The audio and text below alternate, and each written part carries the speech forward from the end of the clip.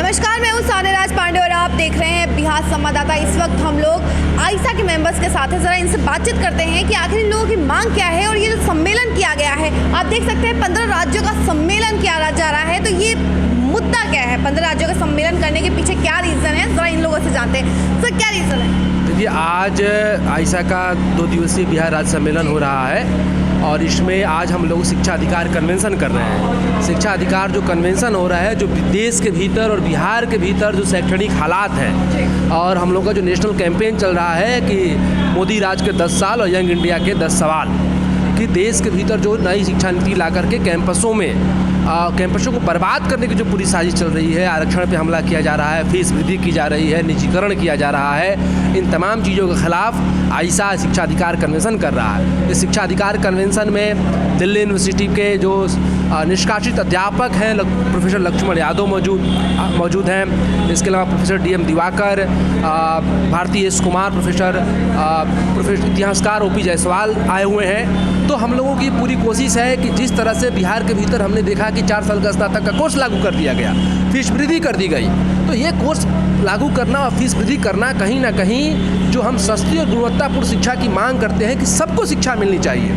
इसको खत्म करने की पूरी साजिश है। इसके खिलाफ आइसा कन्वेंशन कर रहा है। इसको लेकर के और आप देखें कि तमाम जगहों पर जो भाजपा की शासन में आने के बाद कैंपस में जो लैंगिक असमानता है वो बढ़ती जा रही है, जेंडर इनइक्वालिटी। अब देखिए BHU के भीतर क्या हुआ, IIT BHU के एक छात्रा के साथ रेप होता है, उसको कैंपस से परेशान किया जाता है और वहाँ पे प्रशासन कुछ नहीं करती है, सरकार वहाँ की भाजपा कुछ नहीं करती है।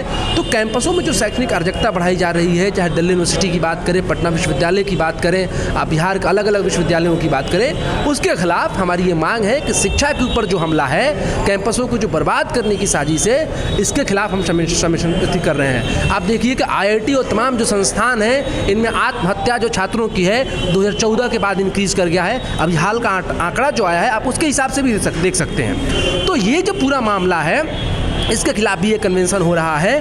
तो जिस और अध्यापकों की जो नियुक्तियां हो रही हैं, वो तमाम लोगों की जो नियुक्तियां हो रही है, उन नियुक्तियों के खिलाफ जो शैक्षणिक अराजकता है कि जो भाजपा और RSS से जुड़े हुए लोग हैं उनको नियुक्त किया जा रहा है और जो योग्य शिक्षक हैं उनको हटाया जा रहा है। बिहार में देखिए कि प्रभारी कुलपतियों से बिहार के विश्वविद्यालय चल रहे हैं। पटना विश्वविद्यालय जैसे विश्वविद्यालय में प्रभारी कुलपति हैं, तो बिहार के भीतर स्थायी कुलपति हो, इसकी भी हमारी मांग है। आप देखिए कि 3 दिन अनुपस्थित रहने पर नाम काटने का जो फरमान लाया गया है, उसके खिलाफत भी हम लोग कर रहे हैं कि 3 दिन नाम नहीं काटा जाए। 75% अनुपस्थिति को आप अनिवार्य कर दे रहे हैं और बिहार के विश्वविद्यालयों में सुविधा है ही नहीं। राज्यपाल उसको लागू कर रहे हैं, भाजपा राज्यपाल के द्वारा लागू करवा रही है। वहीं बिहार सरकार ही खुद कह रही है कि यहाँ पर पर्याप्त शिक्षक नहीं है, पर्याप्त भवन नहीं है। तो इसके खिलाफ तमाम हम कमीशन कर रहे हैं। आइसा का 2 दिवसीय बिहार राज्य सम्मेलन आज और कल हो रहा है। अच्छा, ये बताइए सर कि ये जो जितना भी संगठन हो रहा है, क्या ये BJP के आने के बाद ही ये सारी घटनाएं हो रही हैं? क्या BJP से पहले नहीं था? नहीं, ये आप देखिएगा कि BJP जब सरकार आई है, सबसे बड़ा हमला देखिएगा कि छात्र युवाओं पे उसने किया है।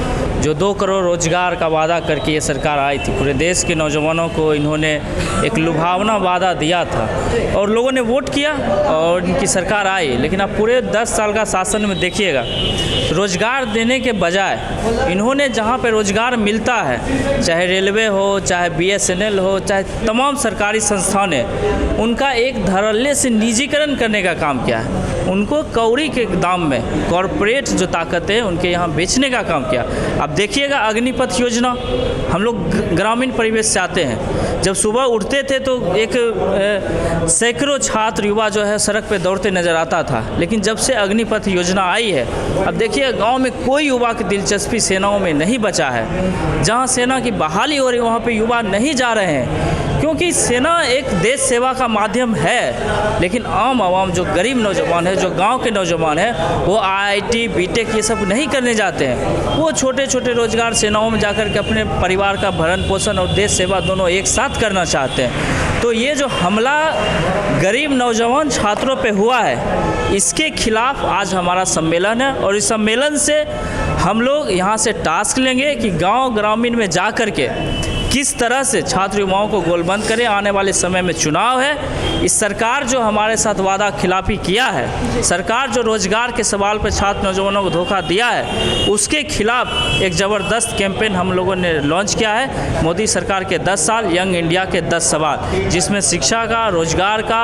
तमाम सरकारी संसाधनों को बचाने वाली सवाल है। इसी सवाल पर हम लोग एक सवाल और कि ये जो टीचर्स हैं, अभी बहाली इतनी सारी निकल रही है, वैकेंसियाँ इतनी सारी निकल रही है, फिर भी आप लोगों का सवाल है कि टीचर्स नहीं फुलफिल हो पा रहे हैं या फिर वैकेंसी फुलफिल नहीं हो पा रही है, इस पर क्या कहेंगे आप? देखिए, अगर शिक्षा के बहाली निकल रही है, आप बताइए कि जो पटना ही कॉलेज ले लीजिए कि कितना टीचर की नियुक्ति हुआ है, रिसर्च स्कॉलर सब टीचर हैं, मतलब एक डिपार्टमेंट में एक प्रोफेसर है। बताइए 4 सब्जेक्ट 5 सब्जेक्ट है तो 5 प्रोफेसर होना चाहिए ना, कम से कम मिनिमम 3 टीचर चल सकते हैं। लेकिन बताइए रिसर्च स्कॉलर अभी इतना परिपक्व हो गए हैं कि वो मतलब प्रोफेसर वाला काम करेंगे, मतलब पढ़ा सकते हैं पूर्ण तरीके से, जो प्रोफेसर कर सकते हैं, जो नेट GRF क्लियर हो रहा है पढ़ाना शुरू कर दे रहे हैं, उनका सब तरह से अनुभव हो गया है। अच्छा, तो ये संगठन करने के बाद क्या आपको लगता है कि नहीं आपकी मांगे पूरी हो जाएंगी और टीचर्स जो वैकेंसी है वो फुलफिल हो जाएंगे और प्रोफेसर आ जाएंगे? आपको लगता है इससे हो पाएगा?